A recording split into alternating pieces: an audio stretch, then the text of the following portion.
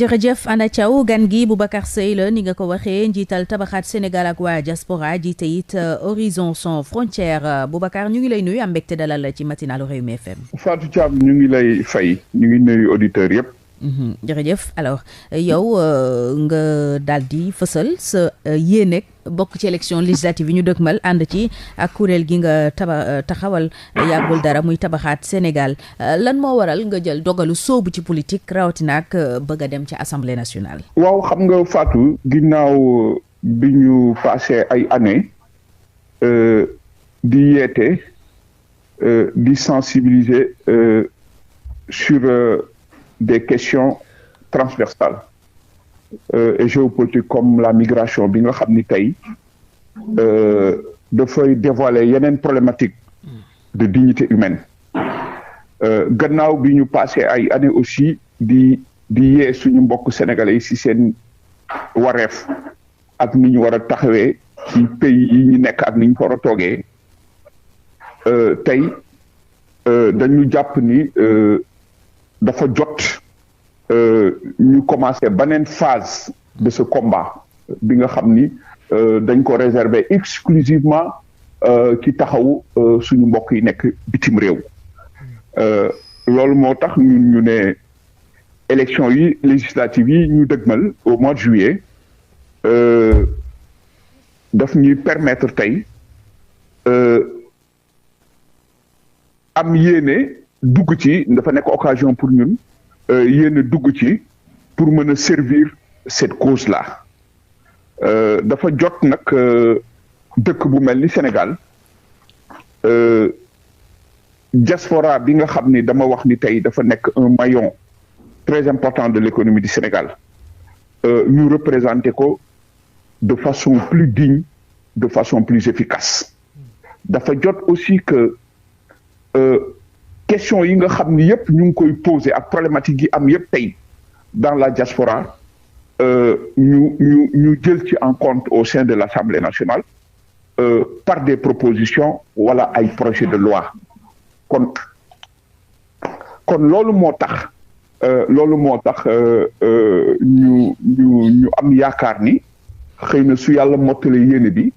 yi ñu doon proposer yëpp tey dinañu am possibilité de façon plus concrète mu nekk ay propositions au sein de l'Assemblée ci noonu aussi la ñu xalaatee ni tey dafa jot tey ak fii réew mi toll ñu tabaxaat parce que problème yi bëri na Sénégal entre autres mën nañu tudd l'injustice sociale bi nga xam ni tey moo ñuy menacé tous l'insécurité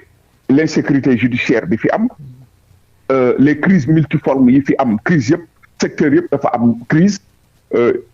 njàng mi doxul napp gi doxul mbay mi doxul faju bi doxul nit ñi sonn nañu tey jii loolu yëpp tey jikko yi tamit gis nga jikko yi soppeeku na ñu xalaat ni tey war nañu jouer notre partition loolu moo tax ñu taxawal mbootaay mi ñu tuddee tabaxaat Sénégal ak waa diaspora bi l'exclusivité mooy tout simplement diaspora bi nga xam ni tey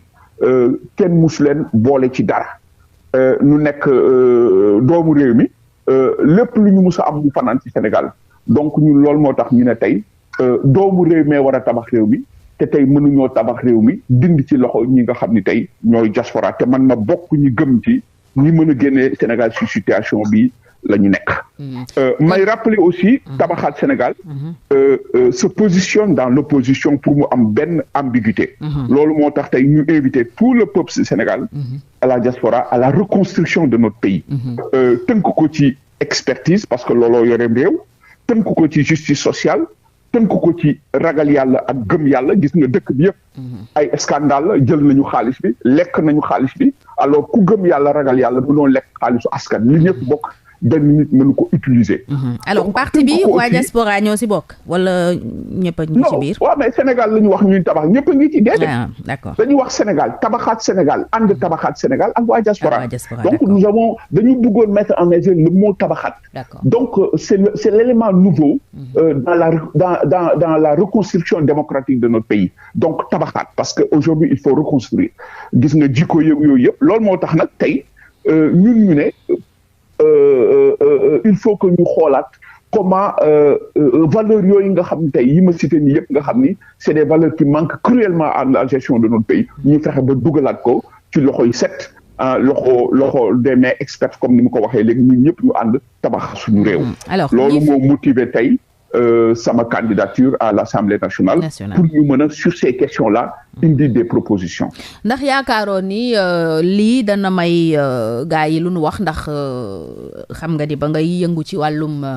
xeexal ñenn ca bitim réew ak yu ni mel ñii fi toog tey ci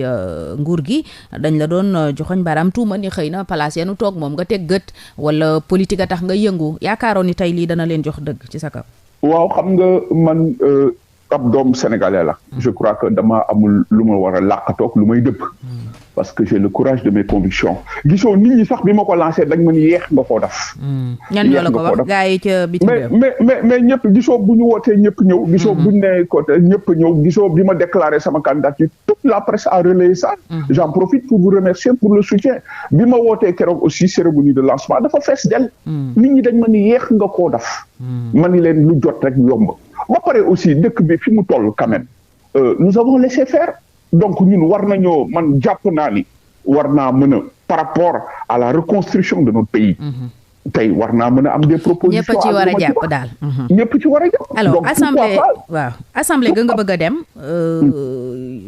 parrainage bi dañ koy def ci élection législative ñu dëgmal loolee yaakaaroon ni mu mën a doon xëy na lu leen di gàllankoor. waaw loolu kay njàqare la gisoo boo xoolee ñëpp ngi koy rejeté tey fii ci biir Sénégal te suñu daful ndànk sax dina fi indi ay coow gis nga les élections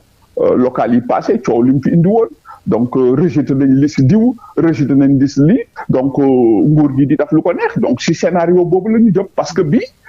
les enjeux de ces élections là dafa rëy parce que ñoom suñu perdre la majorité ils sont obligés de cohabiter loolu yëpp du leen neex ba pare aussi il y a ces ambitions de troisième mandat pour woon dëkk bi ni nit ñi ñu ngeen man ba léegi donc ñoom da leen di jaral lu nekk mais nit ñi aussi na leen jaral lu nekk parce que tey li ñu mënul accepter benn modèle démocratie exclusivement réservé ñi am xaalis ak ñi am doole alors que tey ñëpp jàpp nañ ne assemblée nationale bii ñu gis fii Sénégal bu assemblée nationale boo xam ni ça fait honneur au Sénégal gis ni fay xew tey dama jàpp ni assemblée nationale soxla na une représentation citoyenne jàpp ni assemblée nationale soxla na aussi une légitimité populaire ba soxla na aussi une expertise donc tey ñoo ñëpp soo leen fi bëggee dindi parce que da ngaa jël da nga bëgg a def un système de filtrage antidémocratique ba nga xam ni tey képp ku amul xaalis éliminé nañ la parce que ñoom ñoo yore réew ñoom ñoo am xaalis lu leen neex la ñuy def déjà commencé na loolu je crois que c'est inacceptable d'autant plus que même CEDEAO bi nga xam ni foofu la Sénégal bokk nee na leen mesure boobu jël leen ko ngeen teg ci suuf mais tey li xew moom mooy Sénégal tout simplement day topp CEDEAO bu ko neexee donc ci bu ko arrangé gis nga bi problème malien bi taxawee dafa jóg ànd ak CEDEAO signé ci ñi nga xam ne tey ñooy appliquer les sanctions alors CEDEAO ñu ko teggil tànk mu bañ donc loolu moo tax tey ñun ñu jàpp au niveau de tabaxaat Sénégal ak waa diaspora bi mesure boobu dañ ko war a teg ci suuf di woo aussi toute l'opposition ñu def bloc parce que parrainage bi mënul jàll warul jàll aussi léegi nag nit ñi ñoo jóg ensemble pour dire non pour que ñu teg ci suuf boo jàllee ci parrainage bi naka nga nar a demee ci élection yi da nga cay am ñooy àndal wala yéenay dem waa tabaxaat Sénégal rek waaw xam nga actuellement ñu ngi ci phase bi ñu nekk tey mooy phase bi yëgle donc ñu ngi sensibiliser ñu ngi massifier yéen seegu leen ñu ngi wax si am na ñu ñu seet am na ñu ñu seet waaw mais pour le moment comme amul dara loo xam ne tënk nañ ko ci këy alors dañuy xaar rek ba lépp sotti mais ñun dañuy jàpp ñun déjà commencé nañu suñu liggéey au niveau de tabaxaat Sénégal il y a beaucoup de gens beaucoup de mouvements yoo xam ni woo nañ ñu bëgg a gisee ñun actuellement bi ñu ko tënkee ba léegi rek il y a plus de 70 personnes fii ci biir Sénégal yoo xam ni ñu ngi liggéey matin soir ñu ngi réunir tous les jours nelawatuñu pour yaatal. donc suñuy yéene daal mooy dem ci. maintenant aussi mën nañu leen a séentu ca Yewwi wala. mën nañoo séentu mais bien sûr. parce que Yewwi est dans la ñun ñoo bokk li ñu dox defaraat Sénégal. mais ànd bi ñuy ànd ak nit ñi day nekk àndu nangulante àndu nawle parce que ñun dafuñu politique politicienne dama wax ni dugguñu pour xuloo pour xeex pour saaga mais une force de proposition sur les questions du moment parce que tey il y a des enjeux géopolitiques géoéconomiques et géostratégiques ci loolu képp koo xam ne mën nañ ci àndu dëgg àndu nawle àndu nangulante alors loolu ñun duñu ko bañ les portes sont ouvertes. gaa yëpp Boubacar lii ngay wax la ñuy wax gaa yi bu ñuy door lii ngay wax la ñuy wax de yow loo mën a teg tey ci loxol sénégalais yi luy wane ne xëy na. je ne cherche pas à convaincre. xam nga man ñëwuma je parle de mes convictions personnelles. je crois que ku la gëm baax na ku la gëmul baax na. non je ne cherche pas à convaincre man sénégalais laa li ma gëm laa 2013 laa fi ñëw. boo xoolee sur la thématique là lu xew ñu ñëw ci man parce que la ma fi waxoon. la ma waxoon daaw laa wax ren. dina changé wu.